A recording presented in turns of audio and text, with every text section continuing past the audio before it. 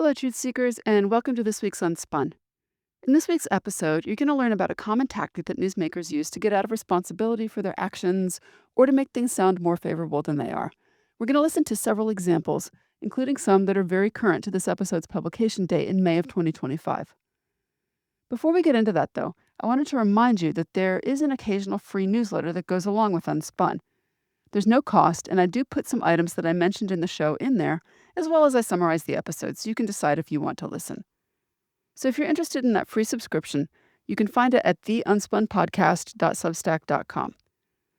Also, if you are a Blue Sky user, I'd love to engage with you over there. So give me a shout at Dr. Sturge, that's DRSTURG .bsky.social. I do post there every day, and my DMs are open. Okay, let's get unspun. I want to go back into the past, and we're going to start on a dusty street in a small town in Tunisia. It's December of 2010, and Mohammed Bouazizi, a frustrated vegetable seller who had been humiliated by a repressive and corrupt local police force, set himself on fire in protest. This was a desperate act from one man, but it ended up resonating way beyond his village, and it triggered an unprecedented wave of protests and uprising that spread really fast all across the Arab world. In fact, within weeks, Tunisians had flooded the streets, and they were demanding jobs and dignity and freedom, and it didn't stop there. It echoed through the whole Arab region, with large protests in Egypt and Yemen and Bahrain and Syria and Libya. And for the protesters, social media, including the relatively new Twitter at the time, gave a lot of help to these movements, and it turned isolated demonstrations into mass uprisings. Protesters were able to challenge their authoritarian leaders who had ruled unopposed for decades, and frustrations really just boiled over. But I have to say, governments didn't just lay down and take it. In fact, it was kind of different in different places. So in Egypt, massive protests, including famous ones in Tahrir Square, eventually toppled longtime leader Hosni Mubarak. In Syria, peaceful demonstrations kind of descended into a brutal civil war, and that led to ISIS and other impacts that the world still feels today. But in Libya, leader Muammar Gaddafi's response was especially ruthless because he turned his military force against protesters, and he actually threatened to hunt down dissidents, quote, house by house. The international community was watching kind of horrified, worried that there was going to be a massacre as Gaddafi's tanks and planes advanced toward the rebel-held city of Benghazi. The United Nations stepped in, and in March of 2011, the Security Council authorized a military reaction to include a no-fly zone and allowing member countries to use what they called, quote, all necessary measures to protect those Libyan civilians. So within days, NATO jets filled Libya's skies in what was a really dramatic escalation. Now, NATO military troops can come from any member state, and that same month, President Barack Obama authorized U.S. military action, and the U.S. launched air and missile strikes to disable Libya's air defenses. These strikes were the beginning of a broader effort to enforce that no-fly zone and to keep Gaddafi's forces from advancing on his own people. Now, the move was controversial at home, but the Obama administration described this as a limited engagement, not a full-scale war, and they said that U.S. forces would hand off leadership to NATO within days. Now, I need to say, usually in the U.S., war requires an act of Congress. And in this case, in order to get past critics who did note that they didn't have that approval, the administration used the phrase, quote, kinetic military action instead of calling it a war. Are we at war with Libya? Well, the way I like to put it is, from the standpoint of the United States, we're involved in a limited kinetic action. If I were in Gaddafi's shoes, I would think I was at war. Kinetic, in this case, meant that U.S. forces were actually physically attacking targets, so dropping bombs and firing missiles. They weren't using nonviolent means like diplomacy or sanctions. The administration argued that the short-term mission didn't meet the technical legal definition of sustained hostilities, because if it had, that would have triggered the War Powers Act, which required the president to get Congress to agree if U.S. troops were involved in combat for more than 60 days. Now, Congress doesn't always agree within itself, but in this case, critics from both parties accused the White House of using vague technical language to avoid being accountable for actions. Kinetic military action. Journalists and lawmakers both mocked that phrase as confusing and misleading, and they said it downplayed how serious it was to actually launch military attacks. As Washington Post columnist Dana Milbank noted, calling it kinetic military action didn't change the fact that it was, in practice, a war. That slippery wording of kinetic military action here is an example of what I want to talk about today. And that is newsmakers using unclear or deliberately chosen wording to try and hide what they are saying. Sometimes people will call this weasel words, using words that seem to mean one thing but actually could mean multiple things. So, how does this happen? Have you ever listened closely to how politicians or leaders talk about conflicts or controversial things? Because you might notice something really interesting. The words they pick are meticulously chosen to influence how we, the audience, feel about certain people or situations. Researchers who study discourse, the way language is used, call this use of language an exercise of power. In fact, one scholar labels it dominance, describing how a powerful group or individual can carefully shape words to control how other people understand a situation. So let's break it down. Imagine two sides in a conflict, an us group and a them group. When a leader speaks, the words they use can emphasize the good things that we do in the us group and minimize or hide the mistakes or wrongdoings. But on the flip side, the language can amplify the negative actions that they do in the them group, making their behavior seem worse or intentionally bad. Here's how it happens in practice.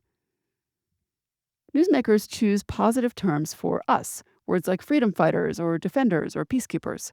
But on the other hand, they use negative words for them, labels such as terrorists, aggressors, or criminals. In recent US news, you might consider patriot versus insurrectionist. And even grammar can become a tool. Leaders might say mistakes were made, a passive construction that cleverly avoids blaming anybody directly or anyone in particular. Other researchers have found other tactics too. So you can take the use of modal verbs like should instead of must. Saying they should respect international law sounds softer, so it projects authority but with less aggression. And this language signals morality and rightness without appearing like a dictator. But there's a catch. When language combines with power, particularly absolute power, it can breed what we call moral absolutism. That is the sense that we are always and completely right and that they are always and completely wrong. One famous example is former US President George W. Bush, who called for moral clarity to justify actions that were really just massive military force. So the next time you listen to speeches, news conferences, or interviews, remember behind every carefully chosen word, there's a subtle strategy that's trying to shape your perception and maybe even your actions. Now, here's something related but also distinct.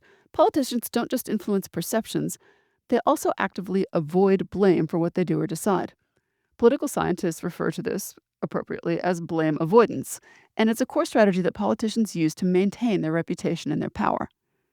According to experts, avoiding blame isn't just a reflex, it's a calculated effort and it requires a bunch of different sophisticated strategies. This blame avoidance can range from flat out denying things, saying they never happened, to nuanced approaches like excuses or justifications. So a politician might deny outright, I didn't say that.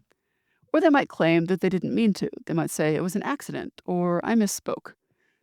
They could also downplay the consequences, and sometimes they'll even shift responsibility entirely, even blaming the victim. You can see my past episode on Darvo for more about that. To further avoid blame, politicians will often use these rhetoric tricks. This includes straw man arguments, emotional appeals like playing on popularity or sympathy, making bad analogies, or logical fallacies like suggesting something happened just because it followed another event. Politicians also use framing strategies, so creative stories like the rescue narrative, where they present themselves as heroes who stepped in boldly, even though there was adverse times, or the bad apple strategy, where they would claim that anything that's gone wrong was the fault of a single individual rather than a problem with the system. Even language itself can mask accountability. You might never name a victim or you might never name an offender. You can blame violent acts on mental health. Politicians also frequently appeal to authority, like an election mandate, or to a morality of right or wrong to justify their actions. And finally, they might even go further. They might rewrite history or exploit short term memory to make audiences just forget or forgive. They keep less powerful groups ignorant. They manipulate the audience emotionally to make listeners accept their ideas. Or, they might, for example, make people afraid so that they'll agree to give up their civil rights. And some even apologize in advance to blunt potential criticism. So, in short, blame avoidance, it's not accidental. It's a powerful tool that politicians use consciously to try to manage public perception and preserve their own power. Now, I need to take a quick break, but when I come back, we'll look at some ways that weasel words are being used in today's political landscape. I'll be right back. Welcome back. So we've talked about politicians weaseling out of responsibility for the things that they say. And that Obama example from the beginning, that's an example of equivocation, or taking words and using them correctly, but also kind of not using them correctly at the same time. And I think we're seeing a lot of this right now in government speech. So I wanted to listen to a few examples of what I mean by that. Here's the first one. Our goal is to reduce the deficit by $1 trillion. From a nominal deficit of $2 trillion to try to cut the deficit in half to $1 trillion, or looked at it in total federal spending to drop the federal spending from $7 trillion to $6 trillion. Sort of at a high level, you should think of this as we want to reduce the spending by eliminating waste and fraud, reduce the spending by 15%, which seems really quite achievable. The government is not efficient, and there's a lot of waste and fraud. So we feel confident that a 15% reduction can be done without affecting any of the critical government services.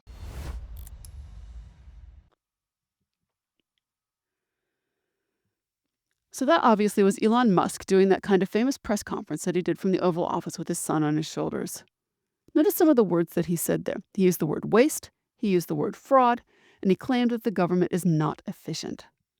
So I ask you, what does efficiency even mean in the context of government? Government has one major role, which is to provide services that the governed need and want. So for example, we want to be able to travel on a consistent road system, so we pool resources to build roads. We don't want to get sick from foodborne illness, so we pool resources to get food inspected. It's important to remember, though, that efficiency is a two-sided equation. There's the input, the cost, and then there's the output or the desired result. So imagine that you had a fan, right? And your desired result was to be cool. Your input would be the electricity to run the fan, right? So if you had a fan that kept you extremely cool, but it cost thousands of dollars to run, that would probably not be efficient. But if you had a fan that cost almost nothing to run, but the blades barely turned and you were hot all the time, that would not be efficient either. So Elon Musk was the head of a newly defined Department of Government Efficiency.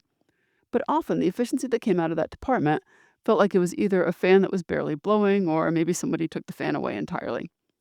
So you can call cuts efficiency, and maybe by some definition they are, but you might be looking at one side of the equation too. Notice here that you're taking a word that most people would like, and when you choose to use that word in a misleading definition, you make it harder for people to argue against you. Who wants to say that they want lots of fraud and waste? But the opposite of efficiency is not necessarily fraud and waste, so the word's being misused. Let's listen to another example. Well, the Constitution is clear, and that, of course, is the supreme law of the land, that the privilege of the writ of habeas corpus can be suspended in a time of invasion. So I would say that's an option we're actively looking at. Look, a lot of it depends on whether the courts do the right thing or not. At the end of the day, Congress passed a body of law known as the Immigration and Nationality Act, which stripped Article III courts, that's the judicial branch, of jurisdiction over immigration cases. So Congress actually passed, it's called jurisdiction stripping legislation.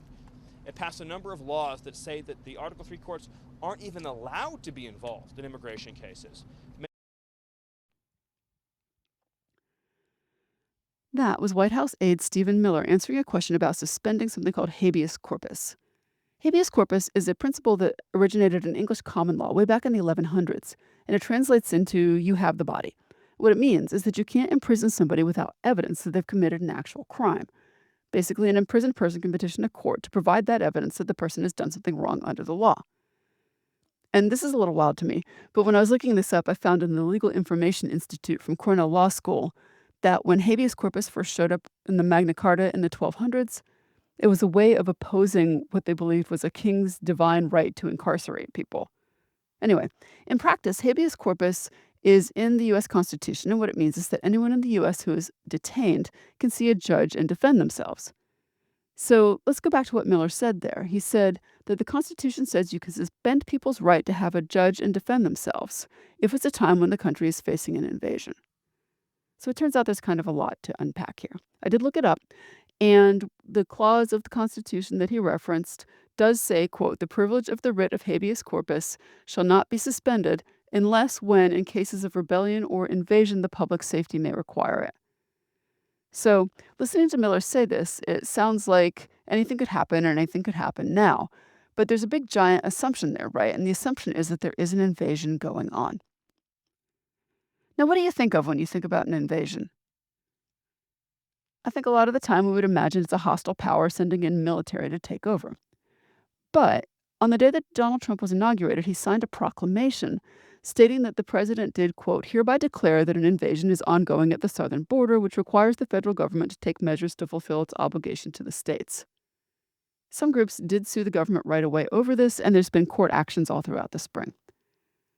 But there is an important question hiding here, which is, can the president proclaim an invasion and thus make it so?